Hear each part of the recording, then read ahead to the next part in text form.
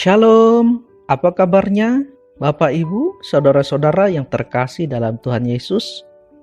Kami harapkan semua dalam keadaan baik-baik saja, dalam jamahan, kasih, perlindungan yang datang dan berasal dari Tuhan. Amin. Bapak Ibu yang terkasih dan yang mengasihi Tuhan, hari ini, Senin tanggal 31 Oktober tahun 2022, kembali bersama dengan saya, Pendeta Yupri, Pendeta Resort GKI Pruk Cahu, akan mengajak kita bersama-sama untuk membaca dan merenungkan firman Tuhan yang mana sesuai dengan Almanak Nas Gereja Kalimantan Evangelis diambil dari 1 Korintus 5 ayat 9-13 di bawah perikop dosa dalam jemaat. Namun sebelum itu mari kita bersatu dalam doa memohon pimpinan Roh Kudus atas kita. Mari kita berdoa. Bapa yang kami panggil sembah dalam Tuhan Yesus Kristus, dengan penuh ucapan syukur pada saat ini kami datang menghampiri tahta hadirat-Mu yang kudus, bersyukur atas kasih penyertaan-Mu yang telah Engkau lakukan dalam hidup dan kehidupan kami sampai saat ini. Saat ini kami ingin bersama-sama membaca dan merenungkan firman-Mu. Biarlah kiranya Engkau menuntun kami dalam kuat kuasa Roh Kudus, sehingga kami dapat mengerti dan memahami serta melakukan firman-Mu. Dalam nama Tuhan Yesus kami berdoa. Amin. Mari kita buka 1 Korintus pasal 5 ayat 9 sampai dengan 13 di bawah perikop dosa dalam jemaat yang demikian bunyinya. Dalam suratku telah kutuliskan kepadamu, supaya kamu jangan bergaul dengan orang-orang cabul. Yang aku maksudkan bukanlah dengan semua orang cabul pada umumnya dari dunia ini, atau dengan semua orang kikir dan penipu, atau dengan semua penyembah berhala. Karena jika demikian kamu harus meninggalkan dunia ini. Tetapi yang kutuliskan kepadamu ialah supaya kamu jangan bergaul dengan orang yang sekalipun menyebut dirinya saudara adalah orang cabul, kikir, penyembah berhala, pemfitnah, pemabuk, atau penipu. Dengan orang yang demikian janganlah kamu sekali-kali makan bersama-sama. Sebab dengan wewenang apakah aku menghakimi mereka yang berada di luar jemaat? Bukankah kamu hanya menghakimi mereka yang berada di dalam jemaat? Mereka yang berada di luar jemaat akan dihakimi Allah. Usirlah orang yang melakukan kejahatan dari tengah-tengah kamu. Demikian firman Tuhan. Amin. Bapak, Ibu, saudara-saudara yang terkasih dalam Tuhan Yesus Kristus, salah satu masalah dalam jemaat Korintus adalah percabulan. Percabulan ini sangatlah parah sekali.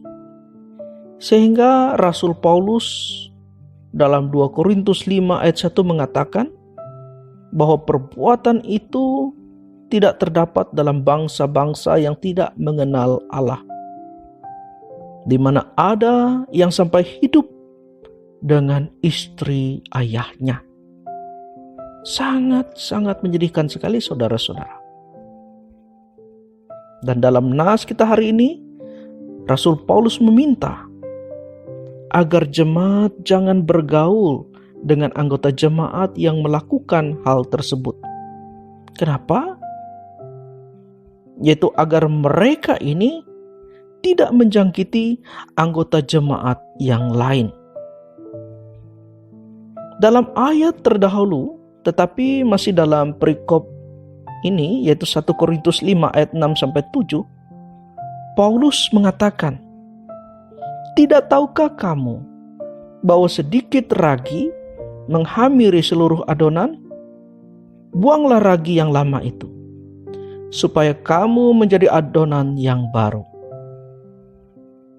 Nah, jadi Paulus menyatakan, saudara-saudara, bahwa ragi lama, yaitu orang yang masih hidup lama dan tidak mau berubah, tetap hidup dalam percabulan, tidak boleh tercampur atau berbaur dengan adonan baru atau jemaat Tuhan. Saudara-saudara yang terkasih dan yang mengasihi Tuhan, dalam organisasi gereja pada masa sekarang ini, orang-orang seperti itu juga tidak boleh bercampur dahulu dengan jemaat dalam persekutuan dan pelayanan. Mereka akan dikucilkan atau mendapat sanksi gereja, digembalakan agar sadar sehingga dapat kembali diterima bersama dengan jemaat dan tidak memberikan pengaruh negatif bagi jemaat. Jika tidak, maka apa yang salah tadi bisa dianggap benar atau biasa-biasa saja dalam pandangan anggota jemaat lain. Karena tidak ada teguran, sanksi dari pihak gereja, sehingga yang lain juga ikut-ikutan melakukannya. Nah, jadi untuk menjaga kawanan domba tetap kudus, maka anggota jemaat yang bermasalah ini harus mendapatkan hal seperti di atas, yaitu mendapat disiplin atau sanksi gereja. Memang jika kita lihat dalam peraturan gereja, ada beberapa tahapan yang dilakukan sebelum sanksi gereja berupa pengucilan itu dijatuhkan. Jadi tidak asal saja dilakukan.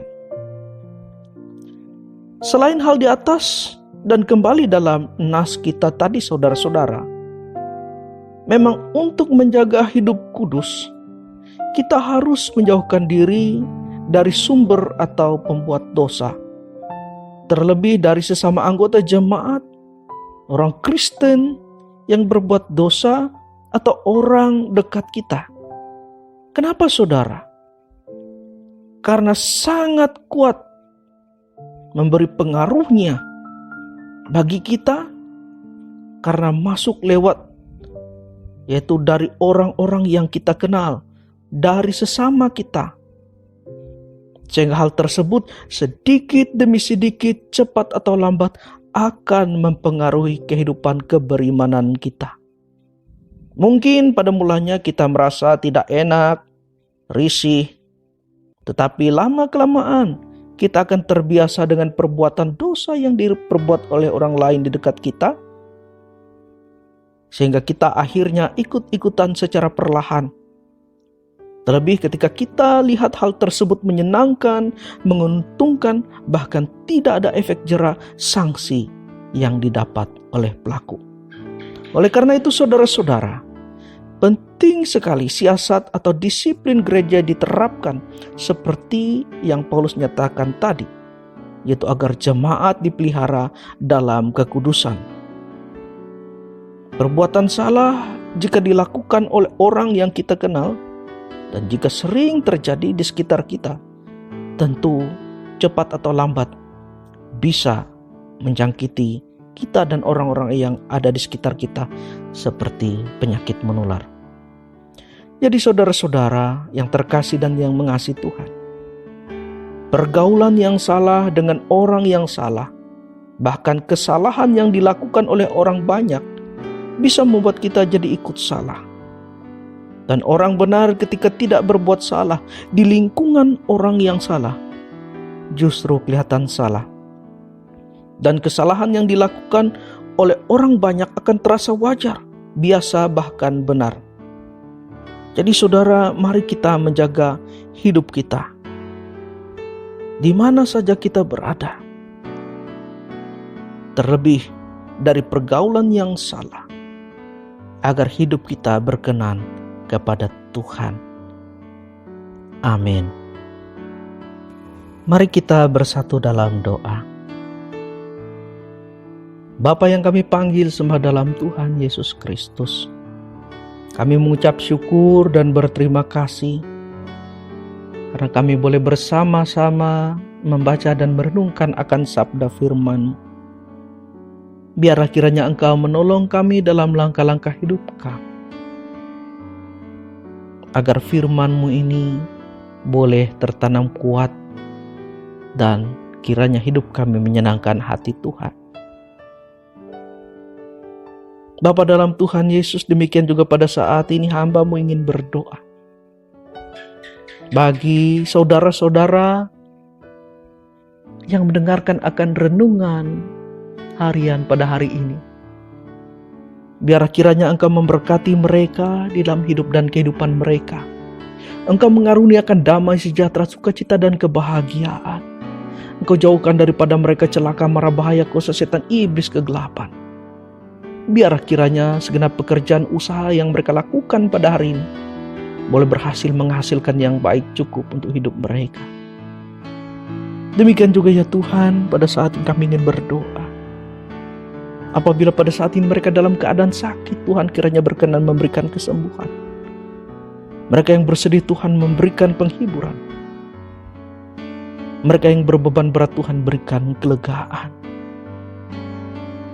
Demikian juga pada saat ini Tuhan, kami ingin berdoa untuk para pemimpin-pemimpin kami, dari tingkat pusat sampai tingkat daerah. Kiranya Tuhan memberkati mereka, menutup bungkus dalam kuasa Roh Kudus, sehingga baiklah keadaan mereka dan mereka dimampukan untuk menjalankan tugas dan tanggung jawab mereka masing-masing, sehingga bangsa, negara, daerah kami dibawa kepada arah yang baik, arah yang penuh damai, sejahtera, sukacita, dan kebahagiaan.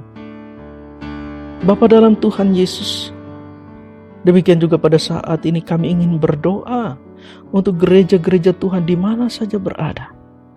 Biar kasih penyertaan Tuhan senantiasa melingkupi, memampukan, sehingga nama-Mu semakin ditinggikan dan dipermuliakan. Terlebih saat ini kami ingin berdoa untuk jemaat-Mu di Tumbang, Bauh, atau Bengat. Biarlah kiranya kasih dan penyertaan Tuhan boleh menaungi mereka, sehingga mereka semakin mengasihi Engkau, berjalan dalam kebenaran firman-Mu. Engkau memakai gereja-Mu di sana sebagai alat di tangan-Mu, agar semakin banyak orang-orang boleh mengasihi Engkau, berjalan dalam kebenaran firman-Mu. Demikian juga Engkau memberkati setiap rencana program-program yang ada. Demikian juga Engkau menilik setiap pergumulan yang mereka hadapi. Biarlah kiranya mereka boleh berkemenangan di dalam Tuhan dalam setiap pergumulan yang mereka hadapi. Berkati para pekerja yang ada di sana, orang-orang yang menyerahkan dirinya kepada Tuhan dalam ketulusan dan sukacita. Biar kiranya melalui mereka Tuhan bekerja dengan luar biasa, sehingga melalui keberadaan mereka nama Tuhan ditinggikan dan dimuliakan, dan orang semakin mengasihi Tuhan. Bapa dalam Tuhan Yesus Kristus, ini doa kami, ini penyerahan kami. Kami satukan doa kami saat ini dengan doa yang pernah Tuhan ajarkan. Dan saat ini kami bersama ucapkan demikian. Bapa kami yang ada di sorga, dikuduskanlah nama-Mu, datanglah kerajaan-Mu, jadilah kehendak-Mu di bumi seperti di sorga. Berikanlah kami pada hari ini makanan kami yang secukupnya, dan ampunilah kami akan kesalahan kami, seperti kami juga mengampuni orang yang bersalah kepada kami. Dan jangan membawa kami ke dalam pencobaan, tetapi lepaskanlah kami daripada yang jahat, karena Engkaulah yang punya kerajaan, kuasa, dan kemuliaan sampai selama-lamanya. Amin. Tuhan Yesus memberkati kita. Amin.